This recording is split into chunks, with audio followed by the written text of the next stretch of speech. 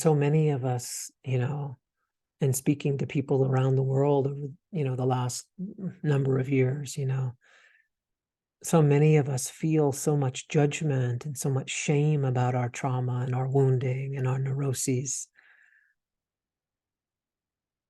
our addictions, our compulsions, our habitual patterned behavior, as if this material was convincing evidence that we failed, that there's something wrong with us, that it's our fault, that we should be able to just get over it and get on with it. But it's not your fault. It's not our fault. It's not evidence that there's something wrong with you, that your neuroception has been toned or tuned to detect cues of danger and threat. That is not your fault. You can just drop that. No shame, no blame, no apology. Enough of that. It's not our fault. There isn't something, it's not evidence that there's something wrong with you, that you failed, that you've done it wrong, that you're neurotic, that you're just a mess, that you're beyond redemption, that you've been forsaken. But what it is evidence of is that welcome to this star, this particular star we find ourselves in. Welcome to this particular planet called Earth that you found yourself your way to as an open, sensitive, alive human being,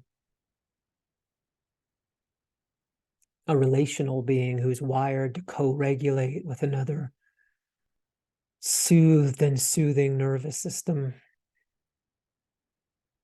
And in the face of overwhelming experience where it's intelligent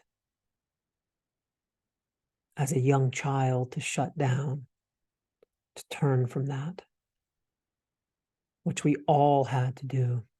Some of us to a very severe degree, some of us to lesser degree.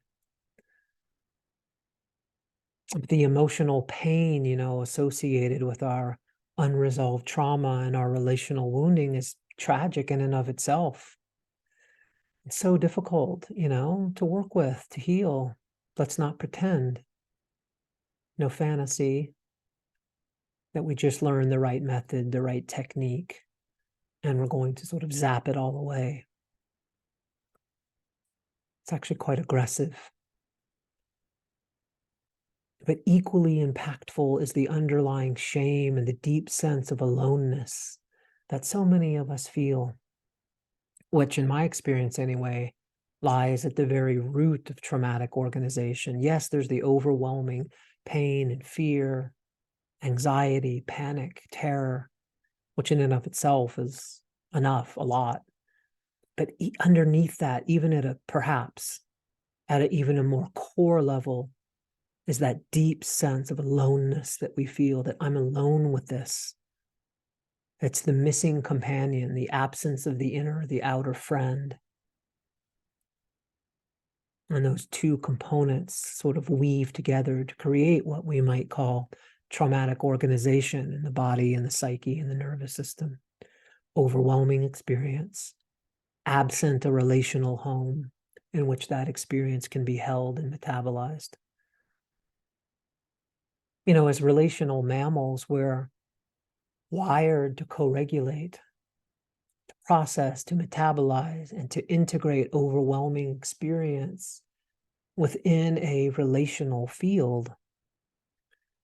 We're just not meant to always do it on our own. And that's not an indication that we're codependent or there's something wrong with us, or if we're not able to always come back into regulation, into center on our own.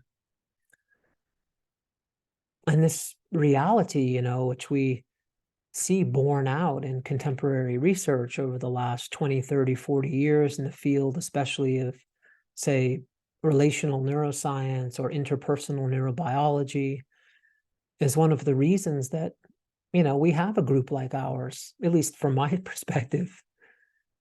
It can be really subtle. But there's a way that when we're together, when two or more gather, and interestingly, it doesn't have to be live, I've noticed, which was a bit of a surprise to me when I first realized that. But there's a way that we can access, we can hold, we can contain, process, and release emotional and somatic experience, contraction, holding, freezing, crystallized pieces, frozen pieces of the personality, of the soul, of the body that just isn't always available when we're on our own. And we can bring those to memory when we're maybe not in a live session or not around. We can remember safe person, safe place, safe situation. We can remember a place and a person that was very safe, that loved us, that cared about us. We can almost all of us can find one, a tree that we used to sit under, an aunt or an uncle or whomever. And we can bring alive those circuitries by way of the imaginal field. There's been research on this that has shown that imaginal reality, we can connect with that. We can connect with that imaginal safe place, safe person, empathic resonant field inside in our own experience. I mean, this is the miracle. This is the creative and sort of emergent miracle of the relational field, the interactional field, which in my experience has its own wisdom, its own intelligence, its own creativity, and its own autonomy.